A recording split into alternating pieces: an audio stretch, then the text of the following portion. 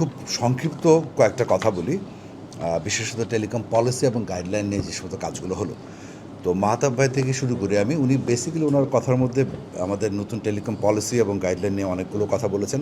কিছু উনি অ্যাপ্রিসিয়েট করেছেন, আবার কিছু কিছু বিষয়ে উনি কনসার্নও প্রকাশ করেছেন। আমি সবগুলো নিয়ে হয়তো বা পরে বলবো, এই মুহূর্তে বলছি না। আরেকটা অংশ ছিল ওনার বক্তব্যের মধ্যে, সেটা হচ্ছে টেলিকম আইন। আমাদের মাননীয় বিশেষ সহকারী এখানে উপস্থিত আছেন, উনি আসলে এই বিষয়টা হয়তো ভালো করে উপস্থাপন করতে পারবেন। তবে মাহতাবের কথা সূত্র ধরে আবারও বলি, বিটিআরসির ইন্ডিপেন্ডেন্ট প্রতিষ্ঠান হিসেবে প্রতিষ্ঠিত হয়েছিল 2010 সালে, 2001 সালে, বা 2010 সালে যখন আমাদের সংশোধনীটা হয়, ছোট্ট কিছু চেঞ্জের ফলে যেখানে ইন্ডিপেন্ডেন্সটা একটু কাটেল করা হয়েছে, তারপর থেকে কিন্তু বড় ধরনের সংকট তৈরি হয়েছিল এই সেক্টরটাতে। ওটা আরেকটা প্রসঙ্গ, আমরা পরে হয়তো বা কথা বলতে পারি। এখন আমি ফিরে যাই টেলিকমে। আমি খুব সংক্ষিপ্তভাবে দুটো জিনিস বলতে চাচ্ছি। আমরা যখন টেলিকম পলিসির কথা বলি, আসলে বেসিক্যালি এটা হচ্ছে অ্যাসপাইরেশন কীরকম সেরকম ওটা প্রকাশ করা হয় সরকারের পক্ষ থেকে। সো সেই আঙ্গিকে আসলে টেলিকম পলিসি আমরা করেছি ব্যাপারটা তাও না। তাহলে আসলে করলামটা কি? আমরা খেয়াল করে দেখবেন, ওটা যদি আপনারা হেডিং দেখেন, সেটা হচ্ছে telecom networking and licensing regime 2025। তো বেসিক্যালি এটা কিন্তু আমাদের যে পলিসি ছিল, আইএলডিটিএস পলিসি, যে পলিসিটি ডেলিনেট করতো বাংলাদেশের পুরো কমিউনিকেশন সেক্টরটা কোন ইনফ্রাস্ট্রাকচারে, কোন টপোলজিতে চলবে, সেটা তো সেটাকে আমরা রিপ্লেস করতে চাইলাম। সো যে টপোলজির উপরে ভিত্তি করে পুরো বাংলাদেশের টেলিকমিউনিকেশন সেক্টর বা ইনফ্রাস্ট্রাকচারটা দাঁড়িয়ে আছে, সেটা অনেক পুরনো, যেটা নতুন প্রযুক্তিগুলোকে অ্যাডাপ্ট করতে পারছিল না। এবং দ্বিতীয় আরেকটা কারণ হচ্ছে যে ওই জায়গায়, ওই যে আমি যেটা আগেই বললাম, 2010 সালে পলিসি আইন সংশোধন করার পরে এত অধিক সংখ্যক লাইসেন্স এই সেক্টরে প্রদান করা হয়েছিল। সো এটা আসলে জনগণের জন্য সুবিধা হয়েছিল, তার থেকে অনেক বেশি সুবিধা হয়েছিল কিছু ব্যবসায়ীদের, যেটা ভ্যালু অ্যাড করতে পারছিল না, কিন্তু আসলে কোয়ালিটিও কম ছিল এবং আসলে জনগণের কাছে সুলভ মূল্যে আমাদের সেবাটাও পৌঁছানো যাচ্ছিল না।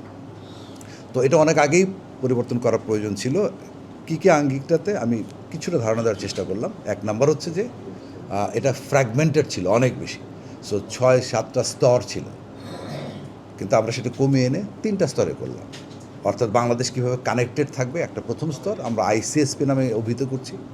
আর প্রান্তিক পর্যায়ে যারা জনগণের কাছে সেবাটা পৌঁছাবে, দুইভাবে পৌঁছানো যায়, সেটা হচ্ছে একটা মোবাইল আর একটা ফিক্সড। সো ওখানে আমরা দুই ধরনের অপারেটরকে আমরা বলেছি, যারা আপনারা পরিচিত সবাই আইএসপি নামে, বা আমরা সেটা বলছি এফটিএসপি, ফিক্সড টেলিকম সার্ভিস প্রোভাইডার। ওটার ভিতরে আইএসপিরও আছে, আর একটা মোবাইল। সো প্রান্তিক পর্যায়ে যেটা আমরা সকলেই জানি অ্যাক্সেস নেটওয়ার্ক, সেটা তো হচ্ছে দুইটা। সো উপরে কানেক্টেড বাংলাদেশ আইসিএসপি, আর নিচে প্রান্তিক পর্যায়ে এই দুটো সার্ভিস প্রোভাইডাররা জনগণের কাছে সেবাটা পৌঁছাবে। তার মধ্যে কানেক্টিভিটি লাগবে। সো এই মাঝখানের অংশটাকে আমরা বলছি ইনফ্রাস্ট্রাকচার কানেক্টিভিটি, এনআইসিএসপি যেটা বলছি। সো আগে আপনারা যেভাবে পরিচিত ছিলেন, ফাইবার অপটিক্স, এনটিটিএন যারা ছিল, কিংবা টাওয়ার কোম্পানি যারা ছিল, তো তারা এই জায়গায় আওতায় আসবে। অন্যদিকে দ্বিতীয় জায়গাটা বলছি যে লাইসেন্সিং নাম্বার। আপনারা সকলেই জানেন সবচেয়ে বড় সমস্যাটা যেটা আছে, সেটা হলো যে যারা বর্তমানে সার্ভিসটা প্রোভাইড করছিলেন, কোনো সন্দেহ নাই, নতুন যে কোনো জিনিস অ্যাডাপ্ট করতে গেলে ভয় ভীতি কাজ করে, আশঙ্কা কাজ করে। ওনাদের কিভাবে এটার মধ্যে ইন্টিগ্রেট করা যায়, সেটা যথেষ্ট পরিমাণ কনসালটেশন হয়েছে, আমরা সেগুলো ইঙ্গিতও করেছি। অ্যাপারেন্টলি যেগুলো আমরা বলেছি ডিসকন্টিনিউ, কিন্তু আসলে কিন্তু ওনাদের সুযোগ থাকছে বিভিন্ন স্তরে কাজ করার। আমি একটা ছোট্ট একটা উদাহরণ দিই। যখন আমরা বলছি আইআইজি, যেটা আসলে ইন্টারনেট গেটওয়ে, তো সে কী করতো আসলে, আপনি সাবমেরিন কেবল কিংবা আইটিসি যারা বাংলাদেশকে কানেক্ট করেছিল, তাদেরকে তারা সরাসরি দিত, এবং এরা আবার আইএসপি এদেরকে দিত। এই যে মধ্য পর্যায়ে যারা আছে, এখন আমরা কী বলছি, এই আইআইজি যারা আছে কিংবা আইজিডাব্লিউ যারা আছে, এরা কিন্তু আসলে অ্যাকচুয়ালি ওই যে উপরের প্রান্তেই চলে গেল। তার মানে they will be connecting and they will be providing service as well. তার মানে তারা কানেকশনও দিবে এবং সার্ভিসও কিছু প্রোভাইড করবে। সো দেখেন, স্তরটা কিন্তু কমে গেল ভ্যালু অ্যাড করা ছাড়াই। সো ডিসকন্টিনিউ যারা হয়েছে, তারা স্বাভাবিকভাবে শঙ্কিত থাকেন এবং ওনাদের কিছু কোয়েশ্চেন রেজ করেছেন। আমরা ওনাদেরকে বলেছি এইভাবে আসলে ওনাদেরকে ইন্টিগ্রেট করা যেতে পারে। দ্বিতীয় কথা হচ্ছে, সকলে ইন্টিগ্রেটেড হবে? উত্তর হচ্ছে না। আমরা যদি বলি মানে ওই স্তরের কথা, তাহলে আমরা যোগফল যদি করি, আমাদের কতগুলো আইটিসি ছিল, কতগুলো সাবমেরিন কেবল ছিল, কতগুলো আইজি ছিল, কতগুলো আইজিডাব্লিউ ছিল, যোগফল হচ্ছে 67টা, 67। তো আমরা কি চাই যে ওই ব্যক্তিগুলো 67 আমরা আইসিএসপিতে কাজ করবে? উত্তর নিশ্চয়ই হবে যে না, কিংবা নতুন অপারেটরকে আসবে না। তো ওখানে কম্পিট করতে হবে, এবং ওখানেও কিন্তু সেই সুযোগটা ওনাদের কাছে রাখা হয়েছে যে যদি কনসোর্শিয়াম করে ওনারা কিছু কিছু ছোটো ছোটো একসাথে মিলিতভাবে আসেন, ওনাদের কাছে প্রায়োরিটি থাকবে নিশ্চয়ই। তো দ্বিতীয় জিনিসটা হলো যে এবার পলিসি করার ক্ষেত্রে সবচেয়ে গুরুত্ব দেওয়া হয়েছে যে বিষয়টা, সেটা হচ্ছে not the business, not the government, people perspective থেকে এটা দেখার চেষ্টা করা হয়েছে। আমি একটা উদাহরণ দিই, আমি বিশেষভাবে ধন্যবাদ জানাতে চাই আমাদের মাননীয় বিশেষ সহকারী উপস্থিত আছেন, আপনারা সকলে জানেন উনি নিজে একজন ইঞ্জিনিয়ার, যেহেতু উনি বিষয়গুলো সম্পর্কে পরিষ্কার ধারণা আছে, এবং উনি চমৎকার করে প্রযুক্তিগুলো নিয়ে কিন্তু কাজ করে কীভাবে ইন্টিগ্রেট করা যায়, কারণ পলিসি শুধুমাত্র টেকনোলজি না, সো টেকনোলজির মধ্যে যে অন্য আঙ্গিকগুলো সেটা উনি খুব চমৎকার করে ব্লেন্ডিং করেছেন। তো একটা উদাহরণ দিই আমরা কিন্তু এই প্রস্তাবটা করেছি, যদিও এটা শুধুমাত্র আমাদের এই মন্ত্রণালয়ের অন্তর্ভুক্ত না। সেটা কি, যেটা বলছিলাম জনগণের পার্সপেক্টিভ। আমি একজন জনগণ হিসেবে আমার বাসায় কেন 3টা লাইন যাবে? ইন্টারনেটের জন্য একটা, টেলিভিশনের জন্য একটা, টেলিফোনের জন্য একটা, ওয়াই? সো আমার তো প্রযুক্তি সাপোর্ট করছে যে একটা লাইনের মাধ্যমে আমি 3টা সেবা পেতে পারি। আচ্ছা, সো দেখেন খেয়াল করে, আমরা কিন্তু রেগুলেটর যখন কথা বলছি বিটিআরসি, শুধু টেলকোর কানেক্টিভিটি বা টেলকো কোম্পানির কথা বলা হচ্ছে, কিন্তু মাননীয় বিশেষজ্ঞ করে আমি আবার ধন্যবাদ দিতে চাই, আমাদের কিন্তু আইসিটি ডিভিশনকেও কিন্তু এটা আমব্রেলার মধ্যে আনা হয়েছে।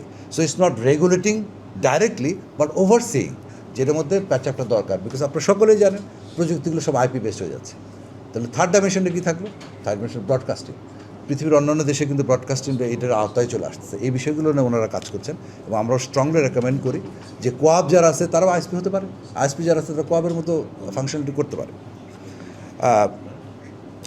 নেক্সট আরেকটা বিষয় ছিল যে সেটা হচ্ছে রিসোর্স ম্যাক্সিমাইজেশন। এতগুলো লাইসেন্সি দিয়ে যখন আমরা কথা বলি, আমাদের কিন্তু কোনো সার্ভার বাংলাদেশ তৈরি করে না, মানে each and every one segmented ওয়েতে সার্ভার বাইরে থেকে কিনে ডলার দিয়ে এনে কাজ করছে।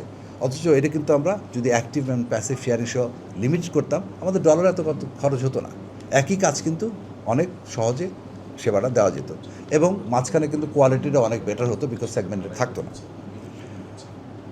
আমি আসলে মাননীয় বিশেষ সহকারী যেহেতু কাজ আছেন, আমি এই মুহূর্তে এটুকু বলে শেষ করবো। আর কাম ব্যাক একটা বিষয় নিয়ে খালি, সেটা হচ্ছে যে আরেকটা কথা শোনা যায়, সেটা হচ্ছে যে এসএমই সেক্টর যখন আইএসপিদের কথা বলি ইত্যাদিতে, রিমেম্বার ইন মাই আন্ডারস্ট্যান্ডিং, আমার ধারণা, আমাকে সমর্থন করবেন অনেকেই, আইটি এবং টেলিকম এটা আসলে সেক্টরটা হিউজ জব অপরচুনিটি ক্রিয়েট করে, তা কিন্তু না। সো এটা কি আসলে, এটা হচ্ছে এনাবলিং সেক্টর, রাদার যে সেক্টরটা আপনাকে thousands of millions of job create করবে ডিজিটাল ইকোনমিতে, যেটা রেস্ট্রিক্টেড হয়ে আছে। এখন আমাদের লাখ লাখ ফ্রিল্যান্সার থেকে শুরু করে ইত্যাদি আমরা গেটওয়ে দিতে পারি না, ওকে চিন্তা করতে হয় কীভাবে একে সার্ভার বসাবে, কীভাবে এটা করবে সেটা করবে, দেন দ্যাট অফ কোন কন্টেন্ট নিয়ে কাজ করবে, কোন মানুষদের জন্য কাজ করবে, কাদের জন্য কাজ করবে। সো আমরা চাই ডিজিটাল ইকোনমির যেন বাড়ে, দেন দ্যাট অফ এই সাইডের ব্যবসায়ীদের থেকেও। সো এটা অ্যানাদার ফোকাস ছিল। আমি আপাতত এই কয়েকটা ফান্ডামেন্টাল আসপেক্ট কথা বলেই আপাতত শেষ করছি। So that was the idea of new policy, এবং পলিসিটা অনেক ধন্যবাদ জানাচ্ছি আমাদের সরকারকে এবং আমাদের বিশেষ সহকারীকে, এটা পাশ হয়েছে। এবং শেষ করছি এই বলে, policy is not a legal binding document, so এটার মধ্যে অনেক অ্যাসপাইরেশন থাকে। সো এটা ট্রান্সলেটেড হচ্ছে কোথায়? গাইডলাইন। সো বিটিআরসি গাইডলাইনও প্রস্তুত করছে, গত 2-3 মাস যাবত এটা নিয়ে কাজ করছে, এবং আমরা খুব শীঘ্র মন্ত্রণালয়ে জমা দিয়ে দেবো, মেবি এই সপ্তাহের মধ্যেই, এবং আশা করব সরকারও এটা খুব দ্রুততার সাথে এটা পাশ করবেন। সো সেক্ষেত্রে এই নতুন পলিসির সাথে নতুন গাইডলাইন আমাদের ইনভোগ হয়তোবা খুব দ্রুতই হয়ে যাবে। আচ্ছা, অনেকগুলো প্রশ্ন তো আমার মনে হয় হারিয়ে ফেলবো। তো প্রথমটা একটু বলি, স্পেশালি ট্যাক্স নিয়ে। আমাদের বিশেষ সহকারী কিন্তু বলছিলেন কথাটা, প্রথমবারের মতো যেমন ট্যাক্স কমলোটা, এবং বারবার করে ফার্মাসি ভাই বললেন এটা বিটিআরসি ইস্যু না, এনবিআর ইস্যু। বাট আমরা যখন এনবিআরের বিষয়গুলো উদ্যোগ গ্রহণ করছিলাম, আমাদের কনসেপ্টটাই শুরুতে ছিল আনলেস অ্যান্ড আনটিল এই ট্যাক্স কমানো হয়, এনবিআরের দিকে বিটিআরসি অগ্রসর হবে না। কিন্তু মজার ব্যাপার হলো বিটিআরসিতে সেই সক্ষমতা নাই। সো হোয়াট উই ডিড, আমরা কিন্তু এই কোঅর্ডিনেটে করার চেষ্টা করেছি। এই প্রথমবারের মতো কিন্তু বিটিআরসি নিজে উদ্যোগী হয়ে এনবিআরের সাথে কথা বলেছে, এবং জনগণের পক্ষ থেকে কথা বলে এই যতটুকু কমানো সম্ভব সেটা কমানো হয়েছে। দ্বিতীয়ের সাথে একটু যুক্ত করে নেই, একটা অভিযোগও কিন্তু আছে। এইটা যখন ঘটনাগুলো ঘটছিল, মার্কেটে কিন্তু প্রাইস আপ, যেটা হয় বাংলাদেশের তো অসাধু ব্যবসায়ীদের এই কাণ্ড কারখানাগুলো থাকে। এক্ষেত্রে কিন্তু বিটিআরসি কঠোরভাবে মনিটর করছে। যদি ওই ধরনের কোনো ঘটনা থাকে এই ইম্প্যাক্ট বিবেচনায় পরবর্তী সিদ্ধান্তগুলো তো নিশ্চিতভাবেই গ্রহণ করা হবে। সো একইভাবে আমি বলতে চাই যে ডাটার ক্ষেত্রে যে ট্যাক্সেশনের বিষয়টা উল্লেখ করা হলো আসলেই অনেক অনেক বেশি, এবং আমরা ইতিমধ্যেই কিন্তু এই বিষয়গুলো নিয়ে কথা বলছি। আমি নিশ্চিত যদি এই বিষয়গুলো বিবেচনা করা হয় তাহলে ন্যাচারালি এখানেও মানে মূল্য হ্রাসের সুযোগ আছে।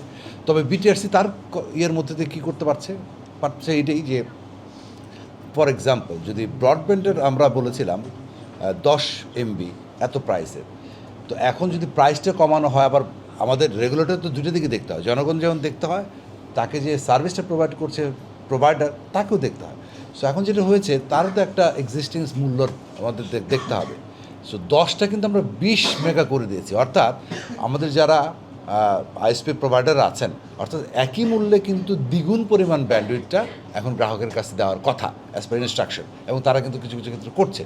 এবং বিশেষ সহকারীর ক্ষেত্রে আরেকটা জিনিস উল্লেখ করেছিলেন, কন্ডিশন রেশিও যেটা আগে 1:8 ছিল সেটা কিন্তু নীতিমালা আমরা 1:4 মধ্যে এনে ফেলেছি।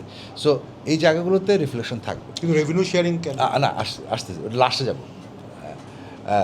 লাস্ট হচ্ছে যে আরেকটা প্রসঙ্গ উনি বলছিলেন যে বারবার করে আসছিল প্যাকেজগুলো। দেখেন প্যাকেজের ক্ষেত্রে আমার মনে হয় মূল্যায়নটা আমরা খুব ফ্লিপফ্লপ করি। একসময় দেখা গেল এই 5ই আগস্টের আগে 298টা প্যাকেজ, এবং বিটিআরসি প্রত্যেকের ক্ষেত্রে আলাদা আলাদা করে দিত। But people has the choice, let them. সুতরাং যখন কোটা করা হলো তখন দেখা গেলো যে এত দরকার নাই। আমরা ফোকাস দিয়েছি কোথায়? দুইটা জিনিস ছিল না, এক হচ্ছে unlimited data but limited time, আরেকটা হচ্ছে লিমিটেড টাইম আনলিমিটেড ডাটা, মানে উল্টাটা দুইটা। এটা কিন্তু প্যাকেজটা ছিল না, বিটিআরসি কিন্তু বাধ্য করেছে এটা করার জন্য। 3 নম্বরটা হচ্ছে খুবই গুরুত্বপূর্ণ এবং চমৎকার ইস্যু একটা এসছে, সেটা হলো যে ডাটা আমার পয়সা দিয়ে কিনি, বারবার এই প্রসঙ্গটা আসে, কেন চলে যাবে? সো একটা জিনিস খেয়াল করতে হবে, কখন যে বিজনেস প্ল্যানগুলো করে আমরা যদি সবগুলো রেখে দিই আসলে বিজনেস প্ল্যান করা সম্ভব না। তাহলে করেছে কি বিটিআরসি অন্তত এটুকু করেছে, আপনি যে প্যাকেজটা নেবেন সেই প্যাকেজটা যদি আপনি আবার রিফিল করেন তাহলে আপনার ক্যারি হইতেই থাকবে। এটা কিন্তু অপারেটর ঘোরতর এগেস্টে ছিল, বাট আমরা কিন্তু করেছি। প্রবলেম ইজ দ্যাট যে আমি নিজে গ্রাহক হিসেবে যখন চিন্তা করি, যখন শেষ হয়ে যাচ্ছে আমার কিন্তু মেসেজ দিচ্ছে, বাট আমি ভুলে গেছি আমি কোনটা নিয়েছিলাম, তাই না? So we also make them bound যে অন্তত মেসেজের সাথে যেন এটা দেওয়া হয়। আপনারা ঠিক যে কিছু কিছু ক্ষেত্রে মেসেজটা দেওয়া হচ্ছে না, আমরা এই বিষয়গুলো নোট অবশ্যই নিয়েছি এবং আমরা একটু ইন্টারাপ্ট করি। আপনি যে আমি আগের মাসে 40 জিবি কিনেছি, 20 জিবি ব্যবহার করেছি, আমার 20 জিবি রয়ে গেছে, তার মানে পরের মাসে কিন্তু আমার 60 জিবি লাগছে না। সেক্ষেত্রে 20 জিবিকে 20 জিবির সাথে সমন্বয় করার কোনো সুযোগ থাকবে কিনা, না। বিটিআরসি এটা দেখবে কিনা? না, ওই প্রসঙ্গটা বললাম যে আমি যদি এইভাবে পারমিশন কম্বিনেশন করে অপারেটর পার্সপেক্টিভ দিই, মানে আপনি নিজে চিন্তা করেন একটা অপারেটর হিসাবে ব্যান্ডউইথ তো স্টোরেজ টাইপ কোনো বিষয় না, হ্যাঁ? তো এটা বিজনেস প্ল্যান পার্সপেক্টিভ থেকে এই সুযোগটা মনে হয় অপারেটরদের দিতে হবে। It's not mobile operator only, for everyone এটা আসলে দিতে হবে। বাট গ্রাহক যেন বঞ্চিত না হয় তখন এই আঙ্গিলটা ছিল। তবে এটা বেশিরভাগ ক্ষেত্রে যেটা হয় গ্রাহক নিজেই ভুলে যায় কোনটা ছিল, অটো রিনিউয়াল করে না। সো এটা যেন বাধ্যতামূলক থাকে, এটা এক নম্বর। বড় সমস্যা আছে, সমস্যাটা আপনাকে একটু অবগত করি। একটু শেষ শেষ করি। আপনার এই প্যাকেজগুলি পরে ওই মাসের মধ্যেই চেঞ্জ হচ্ছে। আমি জাস্ট এই পয়েন্টে আমি নিজেই বলতাম, আপনার ধন্যবাদ। Exactly. So another issue is that এই প্যাকেজগুলো কিন্তু অনেকগুলো দেখা যাচ্ছে যে আমার কাছে আসলো, আমি রিনিউয়াল করবো 1 মাস পর, কিন্তু দেখা গেলো 21 দিন পরে আরেকটা আসে। আপনি যদি ওই প্যাকেজে ক্যারি ফরওয়ার্ড করতে চান, এইটা রিনিউ করা হয়েছে, আপনি এটা দেন, তো 5% জনগণ হয়তো ওই মেসেজ ফলো করে, তাই না? অনেক ক্ষেত্রে করে না। ওই প্যাকেজে তো থাকবে স্যার। আচ্ছা, বাট কিন্তু আমরা এই বিষয়টা বিবেচনা নিয়েছি বলেই বিটিআরসি এখন যেটা করতেছে মিনিমাম এই ক্রাইটেরিয়াতে প্যাকেজগুলো চলমান রাখতে হবে, সেই উদ্যোগটা বিটিআরসি গ্রহণ করছে। শেষটার দিকে আসি, যেটা বলছিলেন রেভিনিউ শেয়ারিংটা, you are absolutely correct. Revenue sharing দিলে পরে তো আবার গ্রাহক প্রান্তেই এটা ঘাড়ে টানতে হবে, তাই না?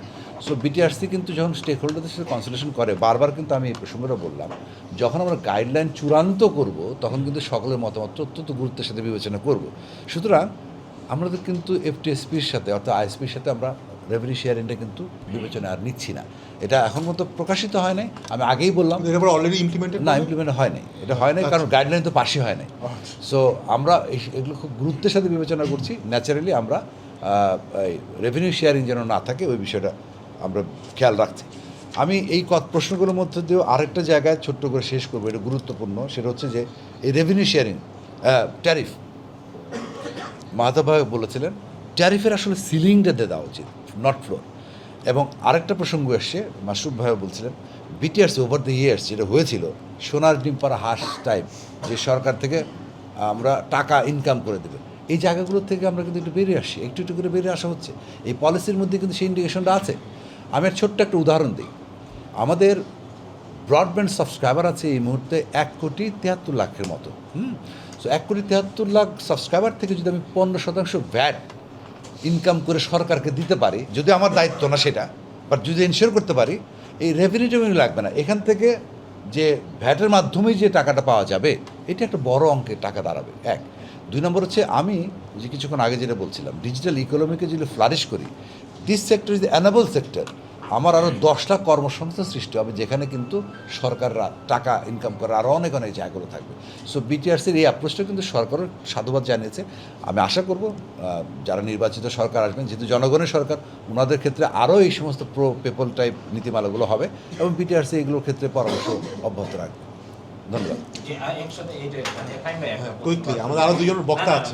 আপনি তো কোশ্চেন করতেছেন, আমরা যেটা হচ্ছে বিটিআরসি এই যে মোবাইল ডেটার প্যাকেজে আপনারা অনুমোদন দেন কিনা, দ্বিতীয়ত এই ট্যারিফ যেটা নির্ধারিত হয় প্যাকেজে, এটা আপনারা অনুমোদন দেন? কারণ আপনার এই কমিশন, বর্তমান কমিশন যে কমিশনে আপনি আছেন, এই কমিশনে আপনারা বসার পরে ইন্টারনেট, মোবাইল ইন্টারনেটের প্রাইস প্রায় 50% কিন্তু বাড়ছে। এটা কেন বাড়লো? এটা আচ্ছা, আমি একটু বলি, এই প্রসঙ্গটা যখন অভিযোগ আকার আসলো, আমরা এই মুহূর্তেই কিন্তু একটা কমিটি কাজ করছে যে আসলে প্রাইসটা কী হলো। সেখানে দুটা আঙ্গিক কিন্তু আসছে। অ্যাপারেন্টলি যেটা বলা হয় যে প্রাইসটা বেড়েছে, এটা কারণ আছে দৃশ্যমানভাবে। কারণ অনেক ক্ষেত্রে যে বোনাস সহ, মানে আপনি যে টোটাল এমবির কথা চিন্তা করেন, প্রাইস কিন্তু বাড়ে না, বরং কমছে কিছু কিছু ক্ষেত্রে। বাট কিছু কিছু ক্ষেত্রে প্রাইস অফকোর্স বেড়েছে এবং আমরা সেগুলো নিয়ে কাজ করছি অফকোর্স।